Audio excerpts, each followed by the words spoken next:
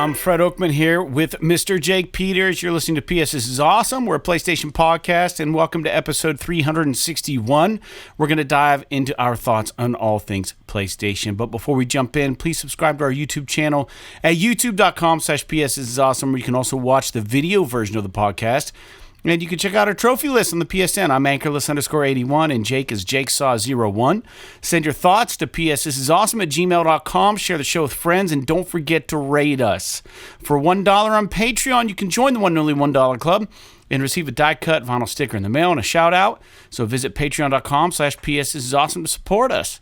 And you can also gift the show to a friend by going to patreon.com/psthisisawesome/gift, and we will also include the free sticker and a shout-out. And remember, if you like our podcast, it does us a bunch of good. If you can like, comment, subscribe on YouTube. With that out of the way, Jake, how are you doing on a cold Tuesday?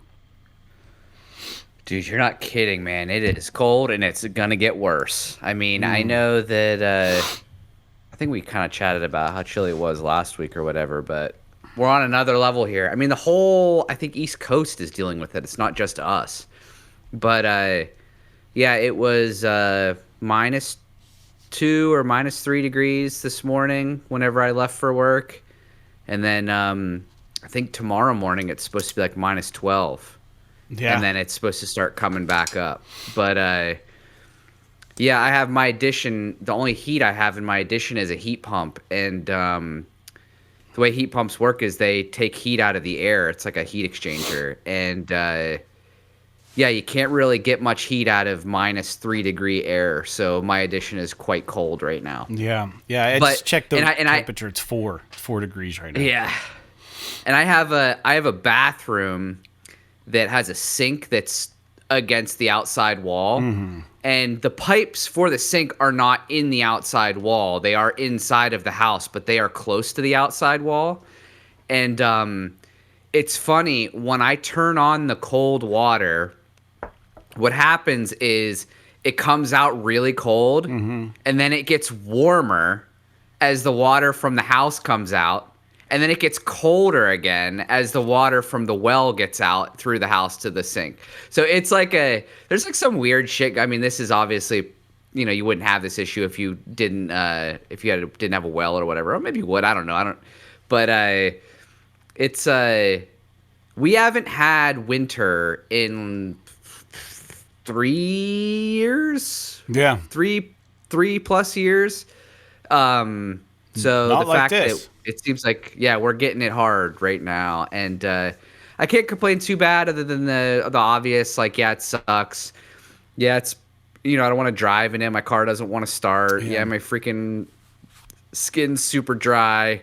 But other than that, I mean, what else are you going to do? It's fucking wintertime. Yeah. You stay inside anyway, so. As long as it doesn't stay this way for too long. My studio down here has electric baseboard heating, and I don't have the heat on unless I'm down here. So I just got down here, and I'm freezing right now. Well, so I turned the heat up. Why didn't you go down early? Why didn't you, when you got home or when you went down earlier, why didn't you just turn it on? Yeah, I should have. Like an hour ago. Yeah, I don't know. I'm trying to save money, I guess. Anyways, you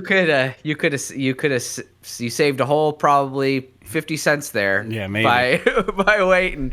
Yeah. Honestly, if you're looking to like just be warm while you're sitting there, yeah, you're better off with heater. Just like a little space heater, than trying to heat that whole room. Yeah, but I mean that's more grown up stuff. talk. Well, it's more crap in this room that I don't need. The thing that just sucks about the weather is, I mean, yeah, obviously the cold sucks, but it's like, dude, everything is just coated in ice, like inches thick. Yeah. Nothing's melting.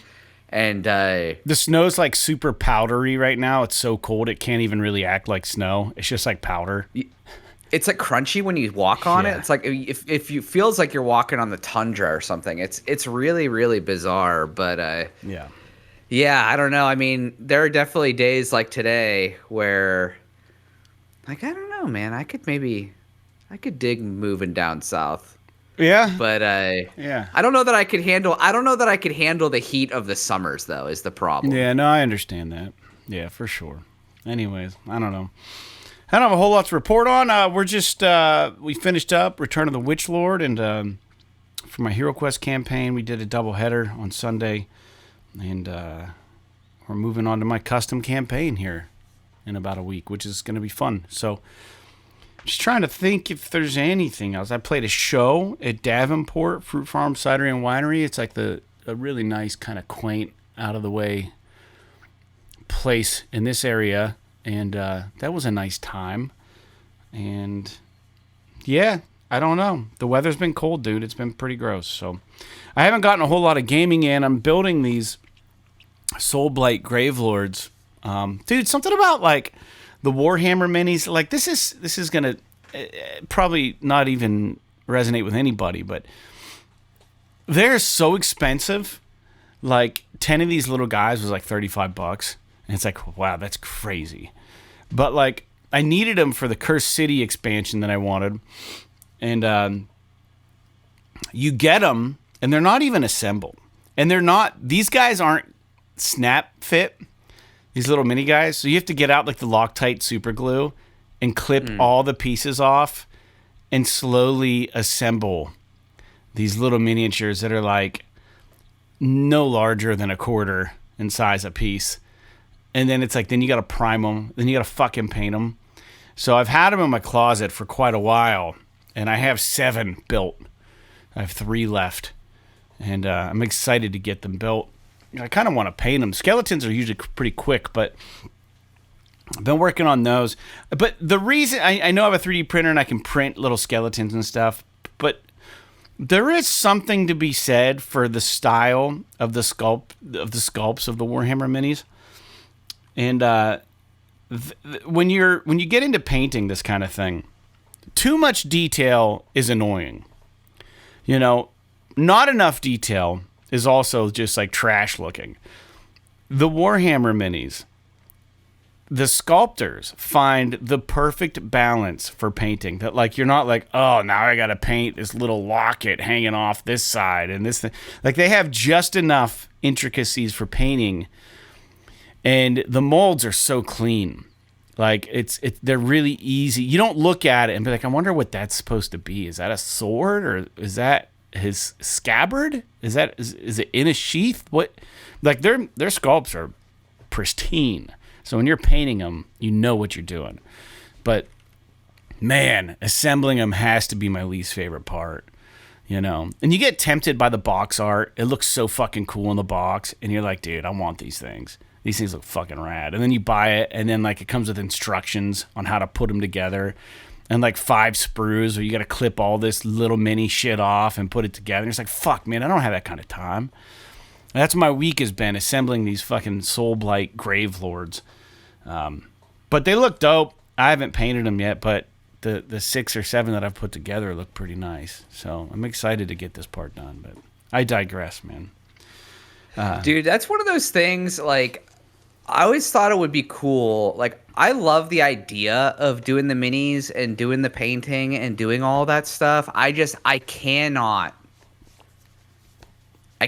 be bothered with all of the extra time and commitment and learning and shit everywhere and all of that stuff. It's like I can't squeeze another hobby like that into my routine.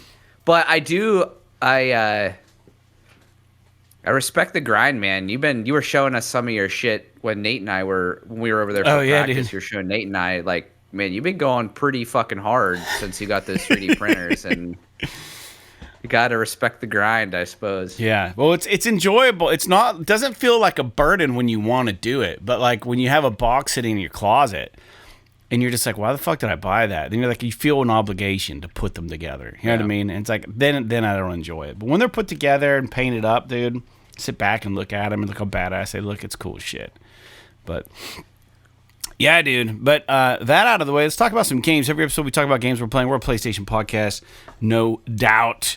And we do have a show topic today. And as you can tell by the show title, we're going to talk about the future of PlayStation, some predictions of where we think everything's going with the brand. But first, let's talk about games we're playing. I got to what I thought was the final boss, Ultima, in Final Fantasy 16. And he had like 3 stages, beat him, and I'm like, all right, I'm through the game.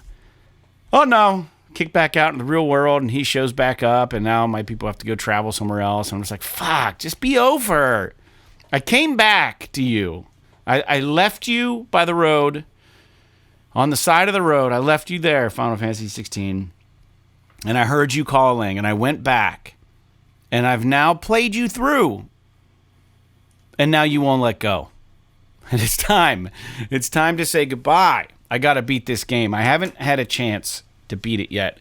I've got to be at the tail end of this game now. Is there much more after you beat Ultima? Do you remember? I don't even remember what the Ultima fight is. Ultima fight. You might want to say first fight or something, because I think he comes back. It's like where, spoiler, but he like tries to tell you, like, show you everything in limbo. You go to limbo with him, in between heaven and hell, and he purgatory, and he shows you all these different things. And your guy's like, I will not abide. And then you guys have to fucking fight him. You and your brother fight Ultima. Yeah, now that I'm looking at this guy, I feel like I remember you fight him a couple times, but... Oh, my God. Yeah.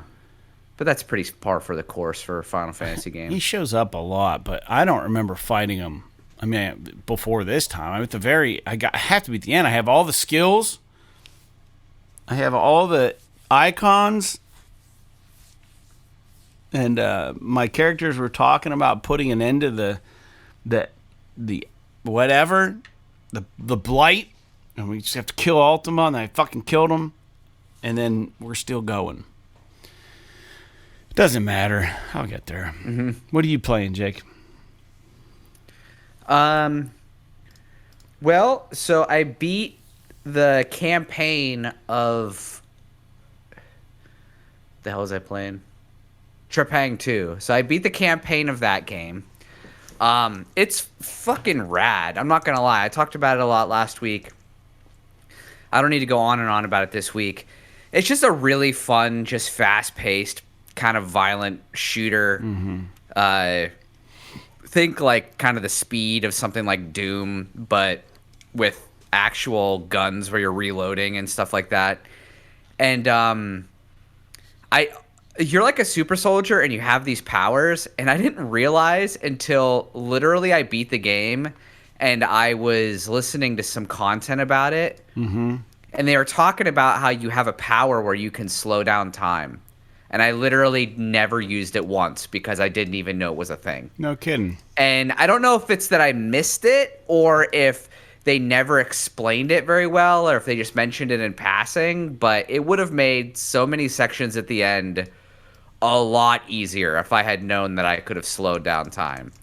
But yeah, there's like 4 or 5 side missions that I think I'm going to also go do just for fun, just to play a little bit more of it. But I got through the main campaign. Cool. And then I've been playing, not Cyber Shadow, The Messenger. I'm still playing that. I'm right at the end. So, like, apparently there are 2 acts to this game.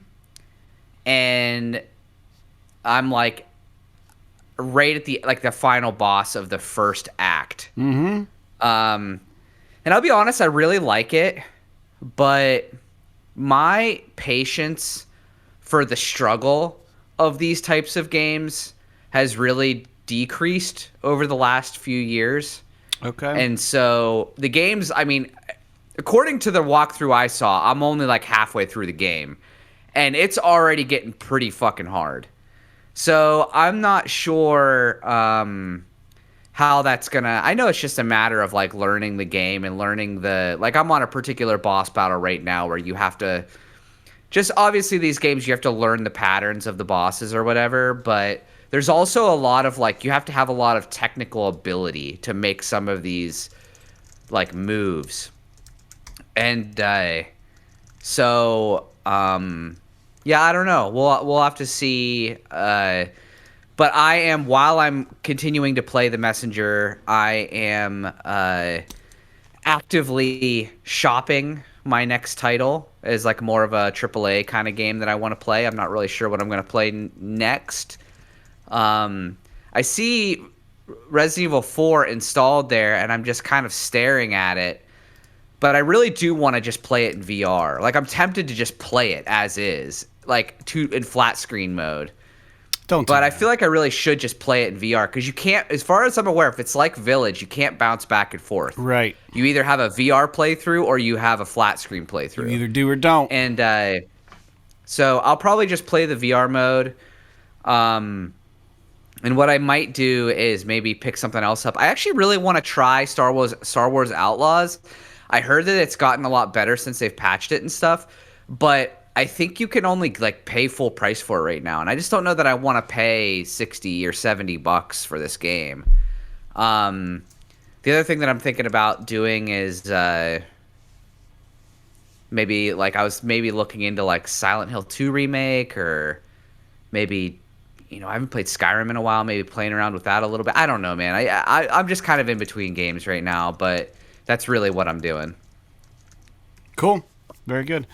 Well, every episode, if we have it, we talk about listener feedback, and I found something interesting that I sent you in a text, and this was on Apple Podcasts, and every once in a while I'll go there. We have 14 ratings, which isn't a whole lot, and reviews or ratings, and only a few people wanted to write in anything to supplement their review. And there was one that came in that flew by me that was actually negative. And it was a 1-star review, and it was weird. It said, used to like, but the language got out of control. I can't listen much now because I often have people around in the car with me. 1 star. So, I guess, like, I code all the podcasts as explicit on all the streaming services, so it should come as no surprise that we're going to swear. If you don't like the swearing, well, that's okay. You know, that's fine. I understand it. I'm a realist. Not everybody's going to like what we're delivering. And it's the same for the music stuff that I do. You know what I mean? Like, I play music. Not everyone's going to love it. But I just think it's strange to downvote a podcast that you like only because you have guests that would be uncomfortable with our language in your car. It is what it is. I guess if you can't find another way to listen to the podcast, that's fine. I don't know. I think it's constructive. I mentioned the review that I didn't understand it. Right. Because it's confusing. I think that people do these reviews online, and I think that they underestimate the power of these reviews, and they just like flagrantly willy-nilly it's like 1 star because I don't like this one thing that really doesn't matter all that much. Yeah. Well, I mean, it's like, that's subjective. I mean, it could matter a lot to this person. Well, sure, okay. I guess what I mean is like in the grand scheme of things, the fact that, you know, if you're thinking about reviewing a podcast and you're like, it has all these things I love about it. One thing I don't like is that they let's just say they swear too much for me, right? To me, like, unless something happened, and, you know, not to throw this particular reviewer under the bus, but like, no, yeah, we're not even where you're like the name. right, where you're like a, you know, I don't know, maybe you're a born again Christian or something, and this actually, the fact that we swear it is like 100% a deal breaker, and it's more important that we not swear than actually have the content that we have, then I can understand that. But to me, it seems a little bit just like, I don't like it 1 star, I do like it 5 stars, and there's no room for the stars in the middle. Now, I understand that some review platforms actually function that way. If it's not 5 stars, it might as well be 1 star. But for stuff like us, when we're actually looking for constructive feedback, it's hard for us to tell when you say something that in your words seems very, I don't want to say benign, because like what you're presenting us is valuable, but like to the average listener, this is not a problem. And so while we can keep that in mind, it's not going to dictate the course of the show, but the star rating makes it seem like that it's this atrocity. Like we're trash. And it's so, just a trashy podcast. Right. And the other thing that, so there's a confliction there for me.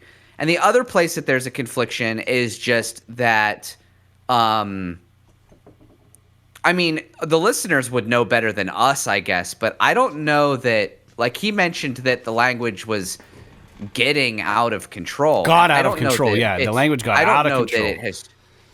I don't know that it's changed. There might have been an episode where you and I were fired up over something and just cussing along. It could be. It could be that there was an episode where we were particularly vulgar.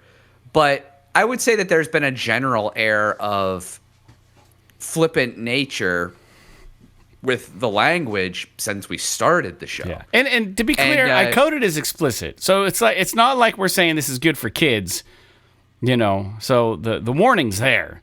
You don't walk a kid into an NC-17 movie and say, well, the content was good, but there was just too much boobs, too much, excuse my language, fucking. You know what I mean? So you know what I would actually like, you know, because I feel like we're dunking on this guy a little bit. No. I don't mean to, dude. Yeah, let's clarify that. Send us your critiques. It would be awesome. Let us know. I was gonna say, thanks for listening for the shows that you did. If this guy is still happens to catch this episode, and I imagine that he knows who he is because he knows what he wrote. Oh yeah, for sure. It would be cool if you would just write back in and just give us a little bit more detail. Like what specifically don't you like? Like was it a certain episode? Was it a certain episode? Because it's hard when you have such just a drive-by kind of comment like that. It's tough for us to make adjustments in a way that, or to judge really if it's something that may affect more people. And maybe we should take some direction from this. I want to, dude. Being a musician, I've got thick skin and I can take criticism.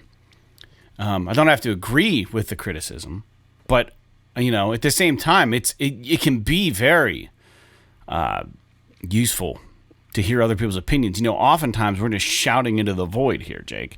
You and I just having a conversation. I honestly don't. I don't even know who listens. You know what I mean? Like, so the fact that the person took the time to review the podcast is great. Thanks for doing that. And I think everyone else who's listening should rate the podcast, preferably good ratings and nice things. But be honest. But if you're gonna leave a bad rating, can you just write us first? pssisawesome@gmail.com. Let us interact a little bit. I don't even care if I'm not looking to. It bumped us from a 5 to a 4.7 on Apple Podcasts. I would just appreciate. Yeah, I just appreciate a little bit more context. Yeah, it's the only 1-star review we have, and the only reason they cited for it was the language. It sounds to me like they were just upset that they couldn't listen to us anymore, and that is what yielded the 1-star review. It's like, man, I really like these guys. I like what they have to say, but I can't anymore, and it was probably a frustration rating. You know, I don't know. I can understand that. I don't think it was meant to be mean-spirited. I think it was meant to be constructive. So, I don't know. I know I just cursed during that conversation, but I did so thinking that it would be funny. But guys, I'm not going to stop swearing on this podcast. Yeah, that ain't going to happen. Now, you could say, like, hey, you know, maybe don't make, like, incredibly insensitive, I don't know, racial comments or something like obviously we don't like, do that to begin with. You could tailor that, like don't make or maybe like don't make incredibly vile sex jokes or something. It's like, all right. But I don't know. I mean, there have definitely been episodes where weird stuff has come up. I mean, the original there was a while there where our theme song was just like it was so offensive. Out of pocket. It was out of pocket, but it was hilarious. We haven't used that in years, so I don't know. Anyway, we can move on. Yeah, I just wanted to address it. I mean, like honestly, you can rate us. Please rate us everywhere. Don't hold back to rate us. But like, if you have concerns, if you want to voice your opinion, we have an open door policy. You can write us, psthisisawesome@gmail.com. We're not so big that we're going to ignore your comment and make you pay for a Patreon to interact with you. That's not who we are. At least not yet. And hopefully that isn't what we become. But we are here. We are talking PlayStation. We want to build this little community here. So if you're a listener and there's something we're doing that really offends you or whatever, by all means, write us. It doesn't mean we're going to change, but we will hear you out, and maybe you'll even get an apology from us. But, it is what it is. But please, please, please go rate us, It helps a lot. Even on our YouTube stuff. Like it, subscribe to it, share it, all that baloney. That out of the way. Moving forward, we have a show topic, and I thought this would be a cooler. There wasn't a lot of news, so we can breeze through this. It doesn't have to be a long, drawn-out discussion. But I wanted to maybe discuss, Jake, based on some of the news we're going to talk about after this, and maybe we'll even rope some of that into this, is I kind of want to talk about the future of PlayStation. It could literally be any kind of conversation. I want to kind of try to predict maybe where Sony is setting their sights in the future. There have been a lot of things. So we all know PlayStation has had an incredible impact on gaming. It modernized, revolutionized 2D graphics into 3D graphics in '94. We got the CD player on the PlayStation. PlayStation has been a wide supporter of indie developers, reaching out past their own little, whatever the word is for the thing, cabal. That's the word. And then, they've had a lot of key innovations over the generation. So we've had the DualShock, the dual analogs, HD, DVD, CD, Blu-ray, PS3. We had the Blu-ray drive. The convergence of PlayStation home entertainment happened with that. We got memory cards. There was, a transition to online services. The PS4, Jake, introduced interfacing with social media and streaming. And then there was a big focus on story-driven single-player games. Now, the current trend, to set the landscape right now, current trend of gaming, there's a growing influence of cloud gaming and subscription services. We talk about this shit all the time on the show. Lots of live service cancellations have happened on Sony's front. I wonder what the impact of next-gen tech like VR and AR has on the future of PlayStation, if any. The other thing is making Sony IPs more available on PC platforms. Is there a possible integration with Steam? Will we see PlayStation adopt the early access strategy that a lot of Steam games have? Will they have their own version of this shit? We know the remakes, reboots have been a big thing in gaming currently. This is following the movie industry. Lots of remakes, reboots of Ghostbusters and all these fucking shows just coming back. Indiana Jones. We're seeing reboots of Uncharted. We're seeing remasters. We're seeing remakes. The Tomb Raider thing got a thing. That wasn't specifically PlayStation, but Final Fantasy. So a lot of AAA titles, though, have fallen short in general. And those include, these aren't all PlayStation titles, but AAA titles are going down. Forspoken, PlayStation. Redfall, Atomic Heart, Skull Island. These games did not do very well. There have been cancellations. What was the Kill the Justice League? Not doing very good. These are not necessarily PlayStation titles, but gaming trends. That's also not first person. Well, I guess it's a AAA title. So I guess the question that I have, Jake, knowing all of this, how PlayStation has terraformed gaming over the years, and what we're seeing now, what do we think we're going to see moving forward from Sony and PlayStation? Like, what are they going to do? What are they going to do? I mean, I don't know that it seems like their desire to chase the live service initiative has largely exploded in their face. I mean, you can quantify in, at this point, probably billions of dollars worth of opportunity cost that has happened because of the failures of their live service initiative. And I get it. I mean, they could have, if they land one Fortnite, it's gonna make up for literally every single or loss Minecraft. that they've had. But like, dude, it's or Minecraft or whatever. But how you can't put your eggs just in that basket. They got it. Well, no, and I don't think that they are. I just think that the problem is the direction in which they're attacking it. I mean, why is, I'm sure that you'll get into this maybe in the news and stuff, but like, why is BluePoint working on a live service fucking God of War game? Like, that makes absolutely no sense. But like, to us, it doesn't make any sense. Yeah. Because it's like, there was a multiplayer God of War game and nobody liked it, and it was called Ascension.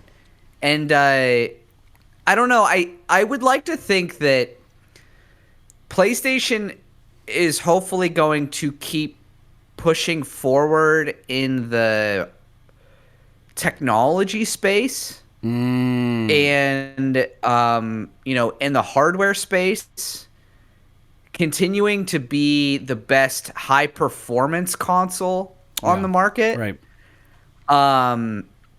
Maybe they can provide a little bit more value to their PlayStation Plus service with specifically the extra and premium tiers. I would like to see more VR games in PS Plus. Like we you get some of them if you have premium, but if you don't have premium, like, you don't get VR games with PS Plus. So that's kind of unfortunate because the VR has largely, I don't want to say died on the vine because that assumes that it was basically dead on arrival, but and it wasn't. They did sell, hundreds of thousands of these things. But there is playing Beat Saber. Yeah. Playing Gran Turismo. Let's remove Beat Saber because it was around before. For VR2, PSVR 2, specifically, Gran Turismo 7 and Resident Evil Village, in my opinion, are game-changing experiences in VR. And the reason they are is because of the investment, the quality, the just the actual, the immersiveness of it. Obviously VR is inherently immersive, but when you're playing some AA shooter in VR and the shooting mechanics are kind of wonky and the reloads are hard to do because keep dropping shit and it doesn't line up well and you lose controller tracking and that type of shit happens all the time, and it just makes me not want to play these kinds of games. But if you're gonna keep shoveling shit out like GT7 or the Resident Evil games, Metro Awakening was really good too. I haven't finished it, but that's good. Or Metro or some of this other stuff, and I'm sure that there's crap that I haven't played that is amazing. Well, Moss is fantastic. Don't sit there and beat me down on this. I'm just saying, Moss is great, right? Yeah. So, and I played the demo, and I did play a little bit of the first Moss game on the first PSVR, and I did enjoy it. But think about this: why has Astrobot Rescue Mission not been ported to VR2? Yeah, I don't know. And there's literally almost no excuse in my opinion. So my thought, you just lost literally probably $400 million on Concord. You can't have Team Asobi spend $10 million to port Astrobot Rescue Mission over to VR2. I'd certainly buy a copy. I'd love to play it. Yeah. But I'm not getting out my VR1 to play it. That's for fucking sure. Yeah. Sorry for my swearing. No, you're not. So here's the other thing: is there's a magic trick, and then there's magic. And the AA games are magic tricks when it comes to VR. It's okay, this is cool, but I can see what you're doing here because it's a little jank. You pulled the coin out from behind the ear. Yeah. And then there's magic, which are the games that Jake was talking about. And it's like, you make the Eiffel Tower disappear. and it's like, what the fuck just happened? Like, I don't understand how this feels so good and works so well, and other games can't do this. And it's like, when you experience the magic in VR, not the magic trick, you're hooked and you want more of that. But Sony under-delivers on the magic. And for them, it's become a smoke and mirror show. Unfortunately, they've shown that they're able to do real magic. It's like Gandalf doing the finger trick like this, like, oh, my finger. You know what I mean? It's like Gandalf the Grey from The Hobbit is pretending to pull his finger off and put it back on, and it's like, okay, but like, you can do better than that, and you're the fucking shit. So do better. Do it. Use this cool ass thing that you can do and give it to us. That's end of rant. But I hear you, man. And it's frustrating. I mean, even if it's like not gameplay, like imagine if they just put some effort into, I don't know, giving us impressive non-gaming experiences in VR. Like, there's like, the world is their oyster and what they could do. I mean, Jake wants porn. They could. Oh, well, obviously, but like, you know, they make this. They made like an adapter for PC, but it's like has to be integrated with Steam VR and all this stuff.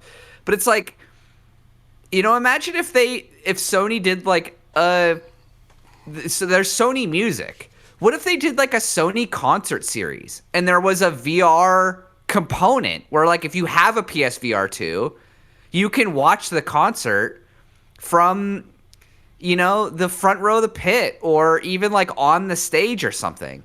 Or like, even like, it's kind of more difficult to do in movies, but if you think about, for like a football game, dude, put up a seat in the front on your favorite team's sideline, just one seat in that stadium. Sony, yeah, I mean, Sony wouldn't be able to do that, but they could. That would be on the NFL. Well, it would be on the NFL. They'd have to make some kind of a partnership. But yeah, that, like, I would love the idea of, you know, what if you know, this is really reaching beyond what we were, you know, this is a digression. Dude, we're so sure, far like, from the topic, yeah. But what if, like, talking about your favorite sports game, what if like the players, or even like just the refs or whatever, they all wore 360-degree cameras while they were doing their job? That'd be awesome. And then you could just like be there with the ref. You could turn around in circles and like see what's going on as they run around the field, watching the play go by, or you know, whatever. You know what I mean? It's I think that there's room for Sony to grow in the VR space. I just don't know that there's money there. Yeah. I think that probably, it sounds like they're going to be doing another handheld, and maybe they're going to maybe that's going to be the new thing. You know, maybe they're going to make this whatever PS5, PS6 handheld, and you're going to be able to play your games on the go if you want. It's going to be the same fucking game. It's not going to be like a separate SKU like the Vita was, or the PSP. So you can literally play Cyberpunk on your PS5. It'll be an elaboration of the Portal, right? Yeah. And then install it on your handheld, and your save moves over and all this other shit. Like, that's probably more realistic as far as what they're going to do. But really, like, I just want to see them. What about when it comes to games themselves, though? Is where I was just going to say, that's what I was just going to say is, like, I would love to see them just continue to innovate in the single player, just like campaign video game high quality space. Yeah. Continue to be the best in the world at making these narrative single player adventures. Yeah. And whatever that means. And maybe that's going to be Intergalactic. Maybe that's going to be Ghost of Yotei. Maybe it's going to be the next Gran Turismo game. Dude, speaking of Gran Turismo, they've got that free version now. Yeah.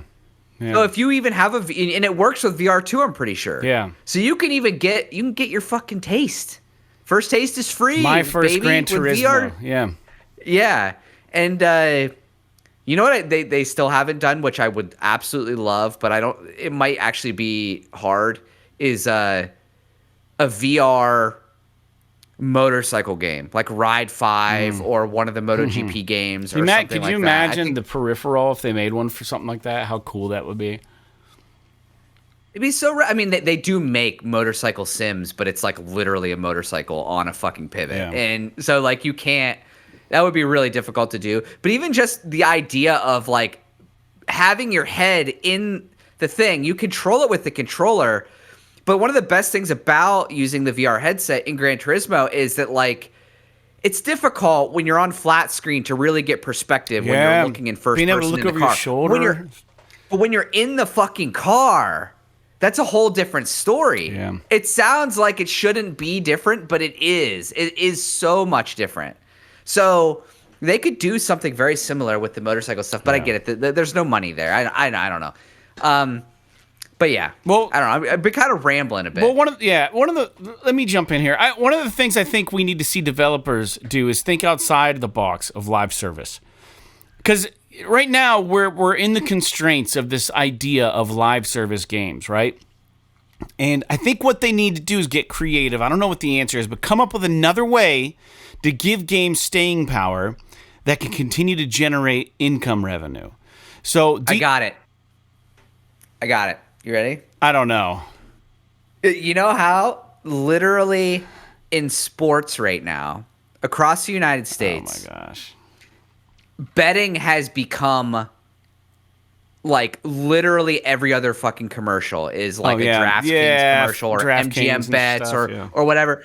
I get that this would be very difficult to manage in a video game space, but imagine if there was like a way for you to integrate betting into like a multiplayer game like Madden or something like that. There's got to be all kinds of legal problems because games are for kids and then you can't introduce gambling. But I'm with you. Yeah. There should be a company that you have to prove that you're an adult, and then you can't play in the game. You can't.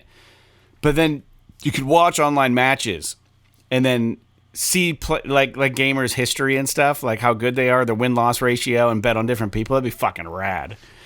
Yeah, I mean, there's a future where that's going to exist. Cool. I'm sure of it. Oh, definitely. I mean, I'm sure it already does exist with esports, but in a third-party capacity. Yeah. Imagine if Sony could just get in their system at the system level to be able to do it. Like that would be very. To be completely honest with you, I think for the health of the world, this is a terrible idea. But from a business perspective. Sony shaves off 10 cents every bet or something. Yeah, right. Or whatever. Yeah, a percentage of the winnings. I mean, it's very very interesting because we're going through a bit of a boom in America right now when it comes to betting in just in general. Yeah. Sports or gambling has become so normalized. So here's the other thing though that I'm thinking though. So we know the one thing that works for Sony. We know what they're best at. They're best at narrative-driven games. The kind of games that you and I have grown to love, Jake.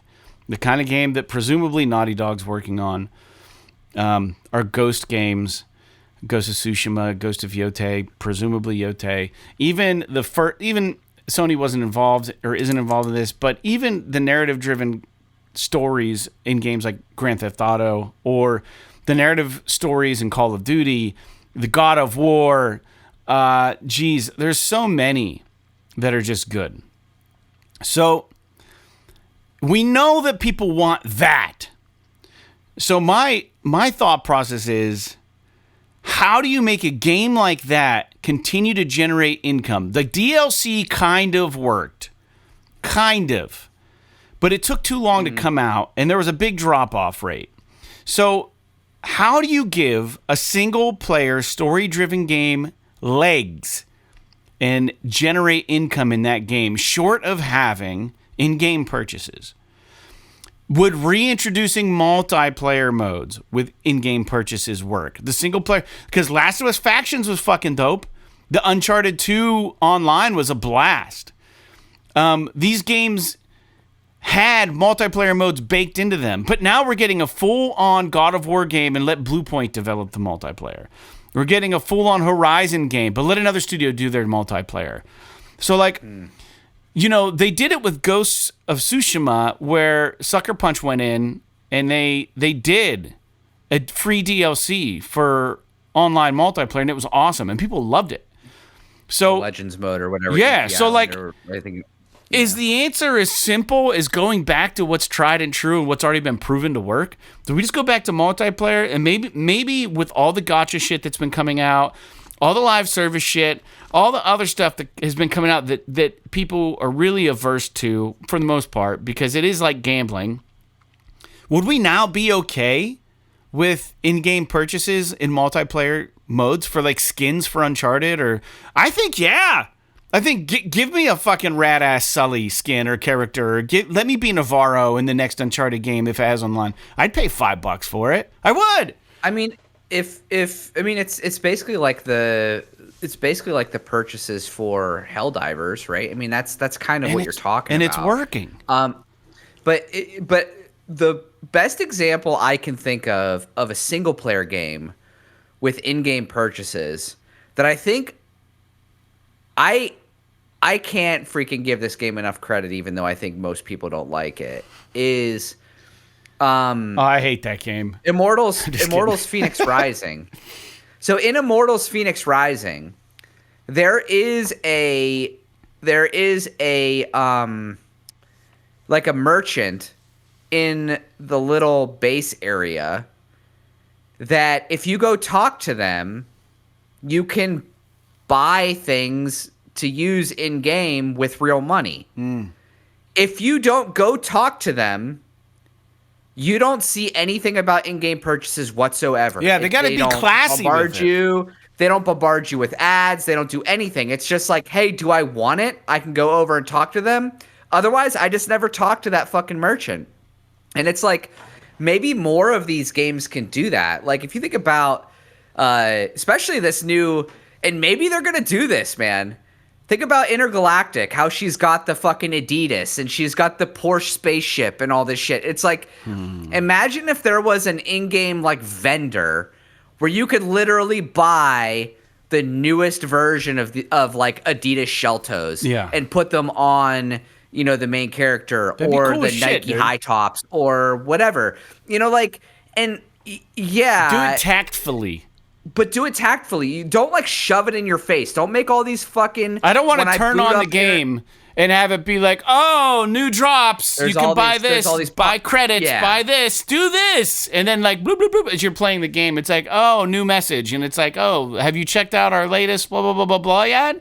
You can purchase in-game, blah, blah. I don't want any of that. Keep it clean. And I don't mind it could literally be like a part of the single player tutorial where they introduce you to this particular merchant, and then after that, completely invisible if you don't want to see it. And to me, I don't know why more games are doing. I get they're not doing it because they're afraid of backlash, but like, dude, I think we're past that, dude. The games are so predatory now for your money. Dude, I think we're past in-game purchases. I think that we've let that fight go. It's like, well, I'd rather have that than half the shit we get now. You know what I mean? These free-to-play games that are quality games, they want your money. They want your money. And they're doing everything they can to get it. And they make it confusing. Yeah, and as long as they're not doing something where they're like making the game arbitrarily hard unless you buy shit, like... There's stuff like that obviously we need to avoid, but yeah. Well, let's two more things real quick. Future of PlayStation. So we're both kind of thinking, let's get back to basics with AAA games. Let's implement some sort of way to generate income revenue throughout the and give those games legs so they last longer. Not the gameplay per se, but just so they have staying power. Maybe an online mode, something. Developed by the same studio. Wrap it right into the fucking game. That worked. It worked. It's not Minecraft. It's not Roblox. It's not all this other crap. It's not, you know, Airline Star Freighter, whatever the hell that Honkai Star Rail game. It's not that. It's something that would work. And you're not losing $400 million or $1 billion on Conquer, whatever the hell they say that you know. But two other quick things. not Naughty Dog, but PlayStation has stepped away from some of their IP. Where's a Twisted Metal game, dude? Where's another? It's been how long? Yeah. It's been so long since we've seen a Resistance. It's been so long. These are IPs that are beloved that they could bring back.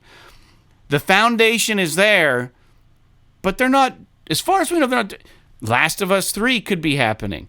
You know, I'd like to see an Uncharted. We need a good first-person shooter. You brought that up earlier. Where's our first-person shooter for PlayStation? What is it? What is it? I don't know what it is. I don't even think they have one. So where are these things at? Like, why don't we have... You know, we've already said that reboots are killing it. Remasters are killing it. Why aren't we getting a first-person remaster that's, like, awesome? It's actually amazing to me that they haven't don't even do anything special. Just fucking port the Resistance games. Yeah, they're so good. Or the Killzone games even. Yeah. I know they were more popular, but it's like, dude, why don't we have a console port of fucking Golden Abyss at this point? Yeah. It's insane. Yeah, it's absolutely tragic. They're probably, short of maybe The Last of Us or God of War, I don't even know how well Uncharted has done, but that franchise has brought in so much fucking money. Why don't we have all of the games? Where is it? Give it to us. It's so simple. Just give it to us. Figure it out. Anyways, last point.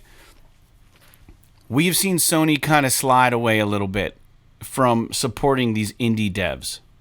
You know, they're kind of coming back to it, I think, a little bit. But they're relying way more on third-party developers right now.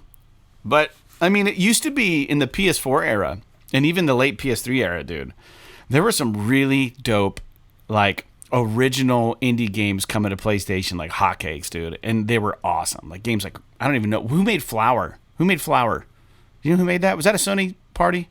No, that was that game company. That game was fantastic. Because they also made Journey and Mutant Blob's Flow. Attack. Amazing game. Sound Shapes. Awesome game. Where are those games at? Like, where are these? Like, Celeste was arguably a pretty good platformer third-party game.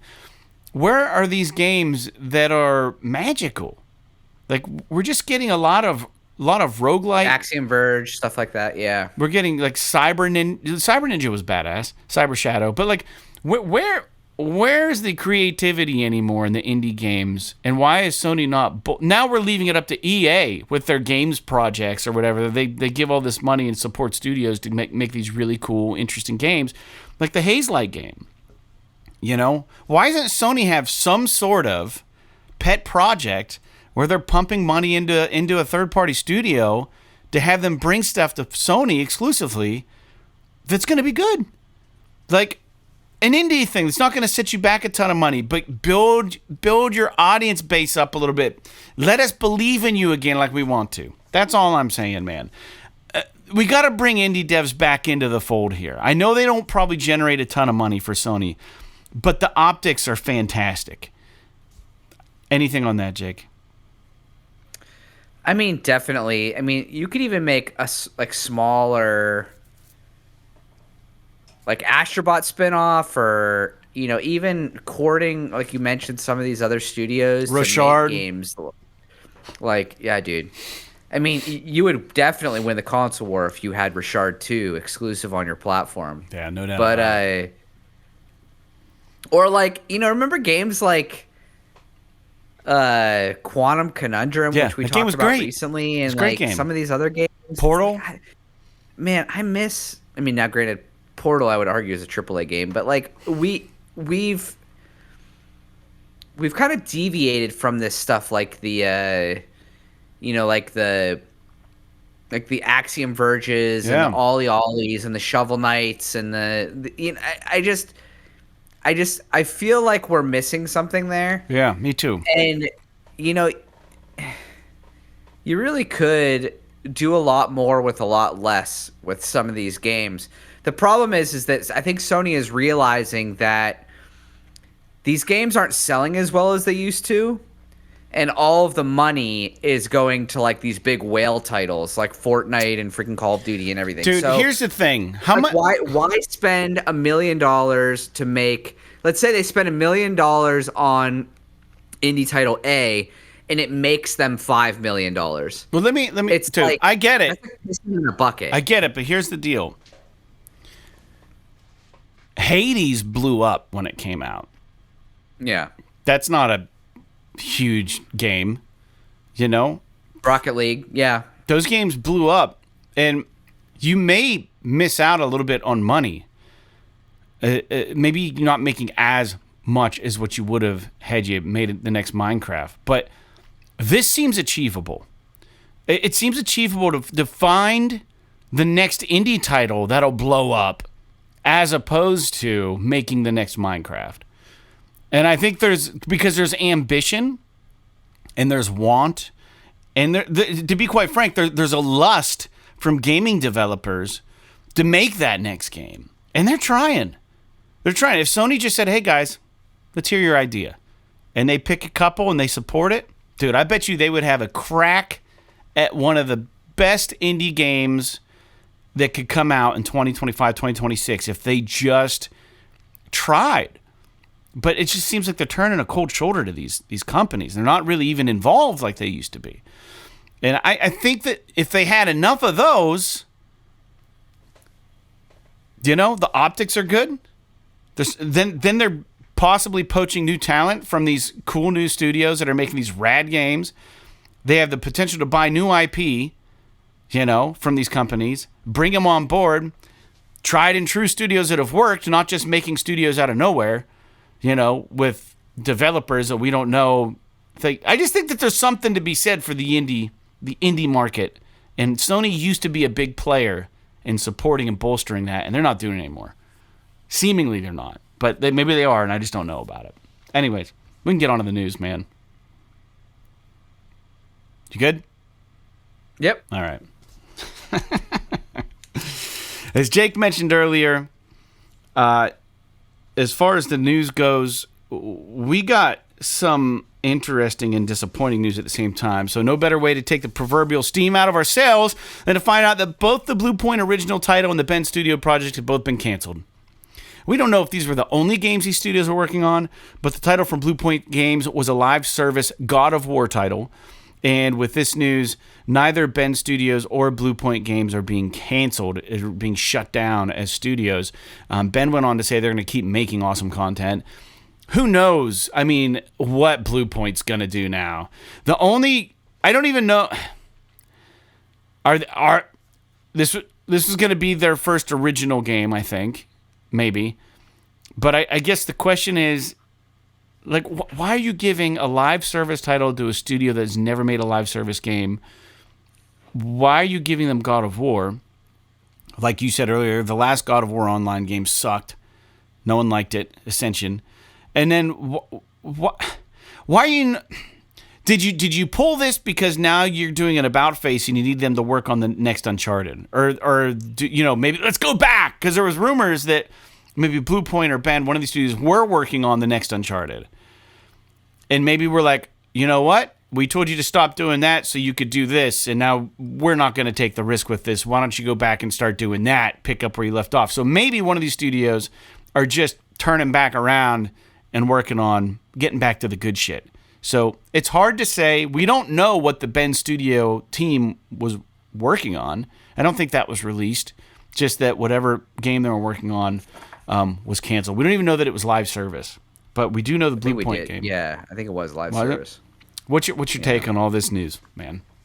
I don't know. Fuck, whatever. You don't care? It's a mess. Sony needs to get their house in order. When I say that in the sense that what I mentioned earlier, and that we're literally talking about hundreds of millions of dollars in opportunity cost here. Like, you can actually quantify it. How much money did they spend developing these games that nobody fucking wants? I understand them wanting to do a live service game. It all makes sense. Yes, I get it. Live service makes sense. On paper. You get one, you get them all. You get your Pokemon, you get your fucking Fortnite. Yeah, it's whatever. But like, dude, what? Did they not ask anybody if Concord was a good idea? Did they not ask anybody if this fucking God of War game was a good idea? They didn't ask me. I guarantee you that if they had put a poll out there that was like, should we make a God of War live service game? It would have come back 99% no, 1% maybe. And it's like, how can a group of people, and by people I mean executives that are making these decisions, these people make millions of dollars a year to functionally dictate the future of the gaming industry. How are they so stupid?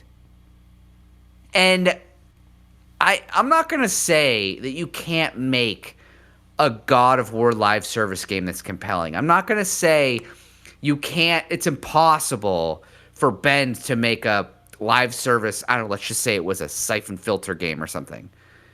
But like, dude, it just seems to me like they just literally heard the buzzword live service and they just threw the whole bank account at it. It just seems like they have no understanding of what their core audience wants from them. But we're all saying, dude.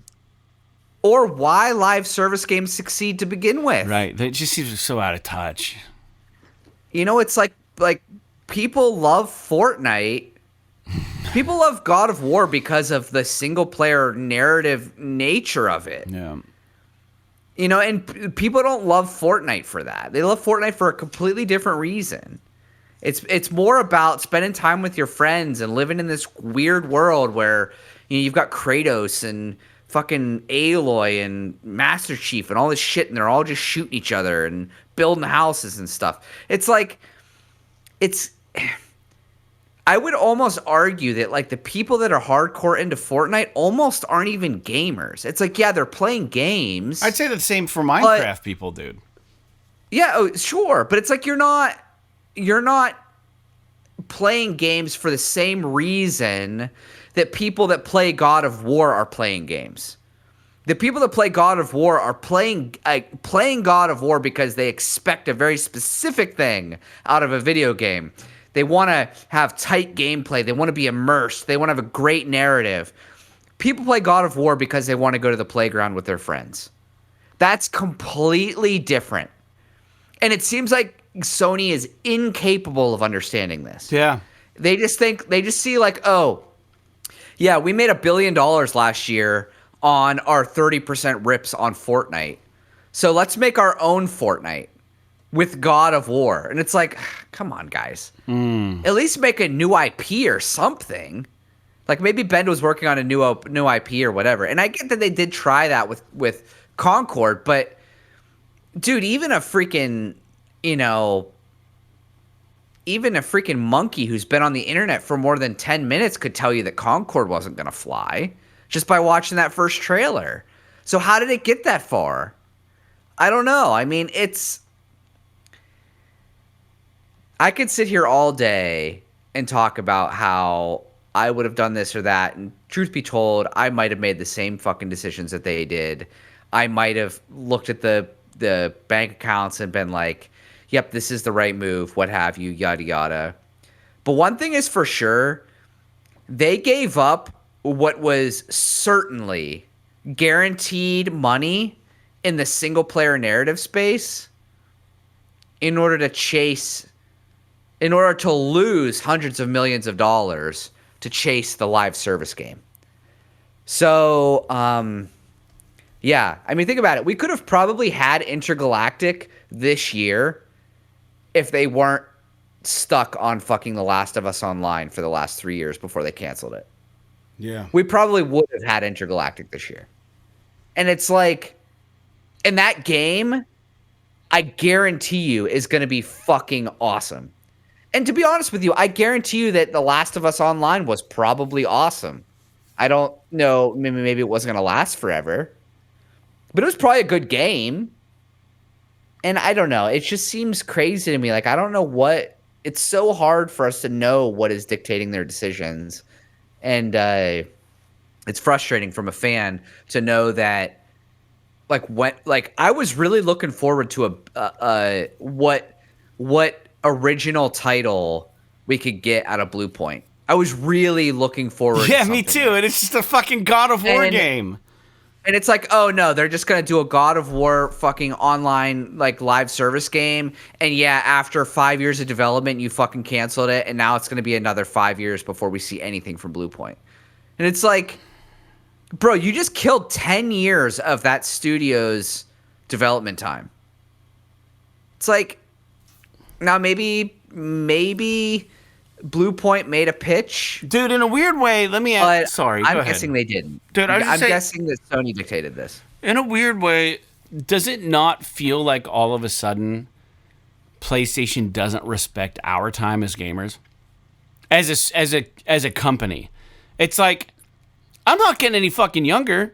Like, I want to play some cool ass games, and you keep canceling all this shit. And it's like, yeah. What are you doing? Like, I could die for 2 years. I could die tomorrow. I could have had my hands on Factions. I could have fucking be playing Uncharted 5. Could be playing Golden Abyss on my whatever Portal. Just port it to the PlayStation 5 and say you need the Portal to run it. It's got a touchscreen. Whatever you got to do, just do something. Anyways, let's go on to the next topic, man. It's really rough. I'm so annoyed. It's really rough generally. I'm just annoyed. All right. 10625. Next news point, and we can blow right through this, but apparently there's going to be a rumor. There's a rumor that apparently the next State of Play is coming in February. If so, what takes the stage? It's got to be Ghost of Yotei or Death Stranding 2, right? What are the other? Death Stranding 2 has become the game I'm most excited for in 2025. Well, Grand Theft Auto 6 first. I mean, theoretically, at some point, we're going to get Wolverine. I don't know when that's going to happen. That won't happen soon. That's going to get fucking canceled. I call it. Calling it right now. It might. I mean, the fact that we heard about it, 3 years ago. They bought the IP, shit leaked. People said it looked like garbage. They've been sitting on it forever. Haven't heard a word since. Dude, it's going to get canceled. Who knows? What do you think? What are we going to see? You don't know? All right. Wolverine. For the State of Play? Yeah. For the State of Play? Ghost of Yotei, Death Stranding 2? My guess is Death Stranding 2 for sure. Ghost of Yotei, maybe. They might want to wait until a little bit closer to when, but they might come out and say that there's going to be there's a release date and say that, hey, we're going to have a special State of Play specifically on Ghost of Yotei in a couple of months or something like that. Well, that could be this, too. They might Remember they did that with Ghost of Tsushima? Yeah. Remember they did that with Ghost of Tsushima cool, where they had like a specific State of Play just for that? And it helped so much because it looked awesome. I would be curious if it might end up just being... There might be a lot of third-party and second-party stuff. Yeah. What's Housemarque doing?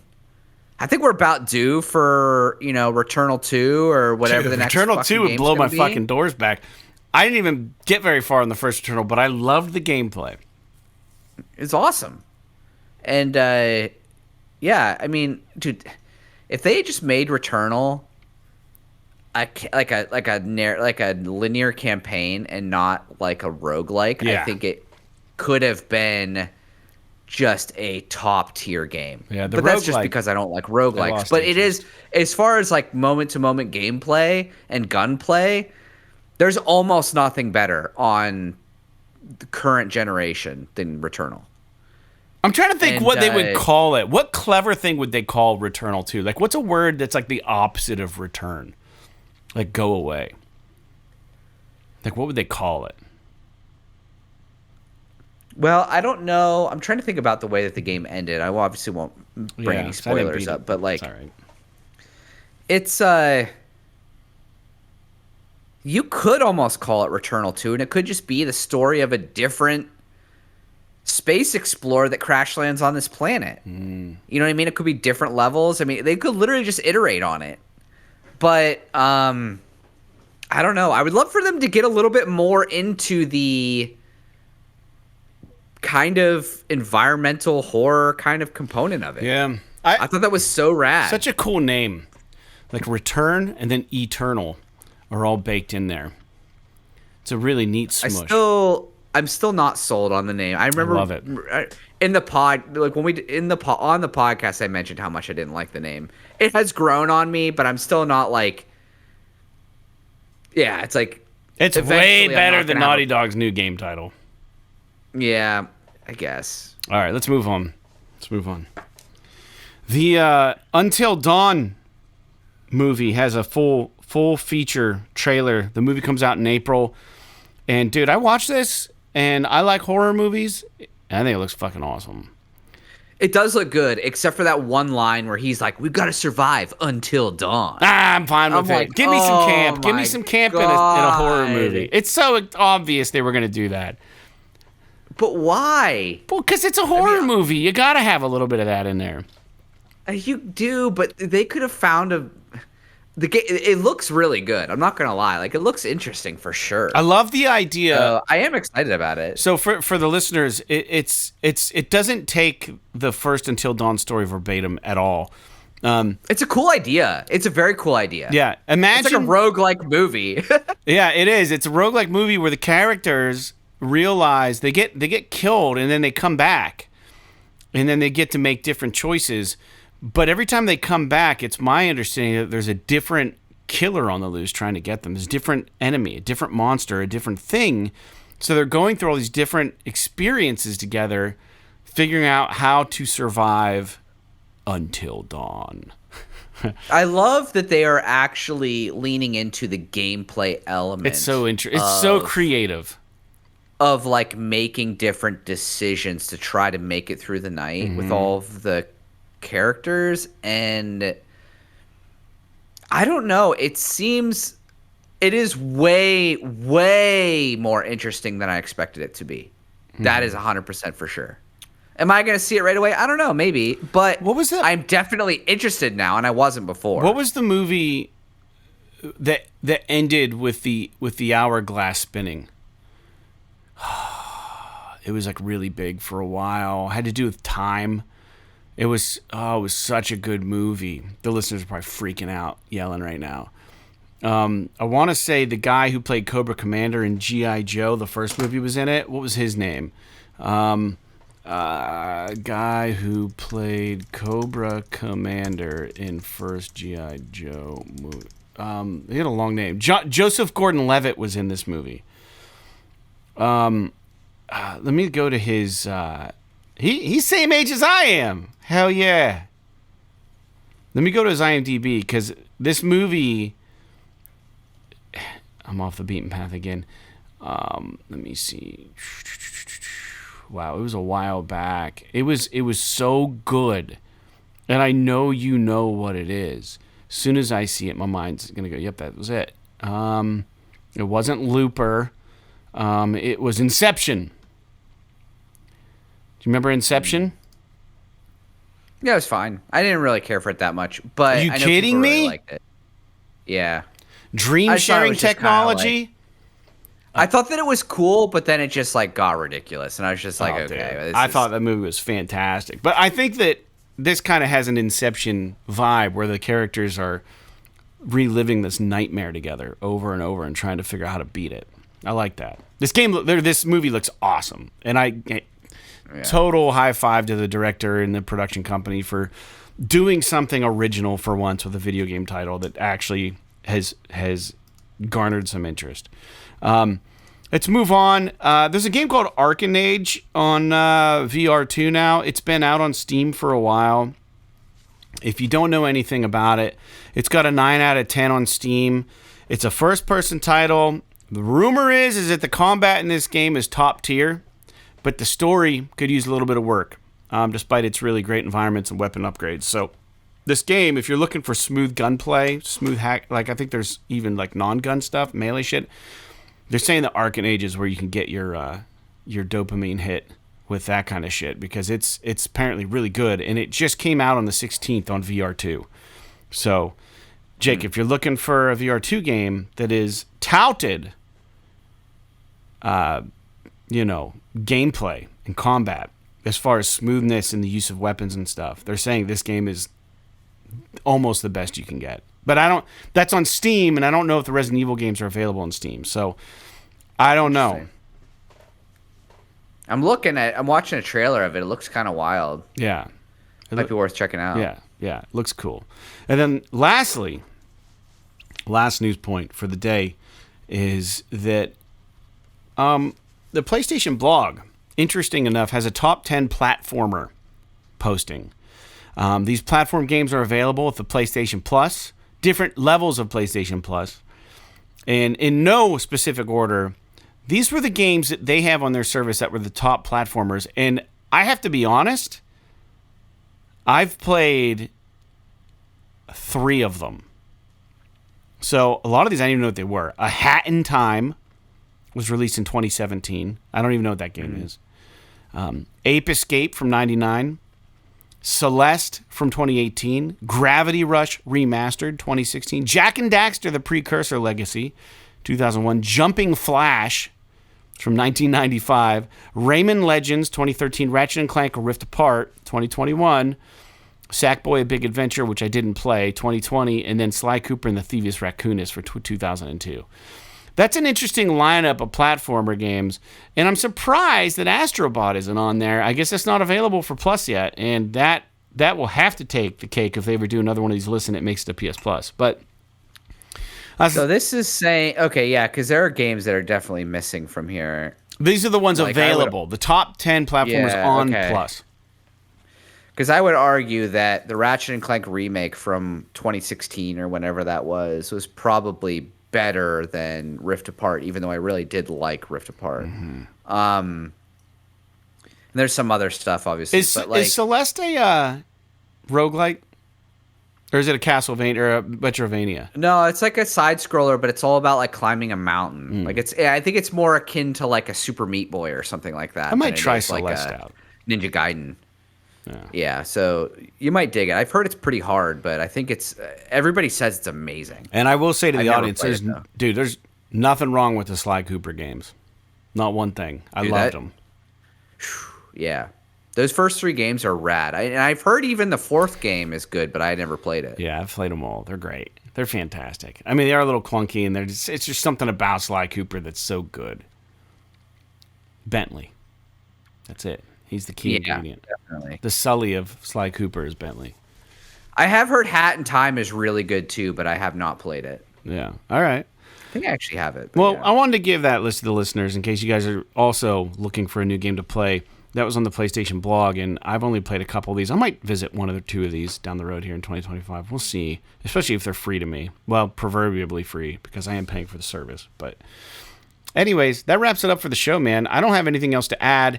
I want to tell everybody stay warm, and I appreciate your patience. The patrons of the show aren't getting their early episode again 2 weeks in a row, and we don't promise it. We try to do it. The show airs every Wednesday for everybody, and if you're a subscriber for $1 a month, which is what 25 cents a week, you'll get an extra. Well, not an extra. You'll get the podcast sometimes early, and we just haven't been able to deliver on that. There's a lot of stuff going on at the beginning of the new year.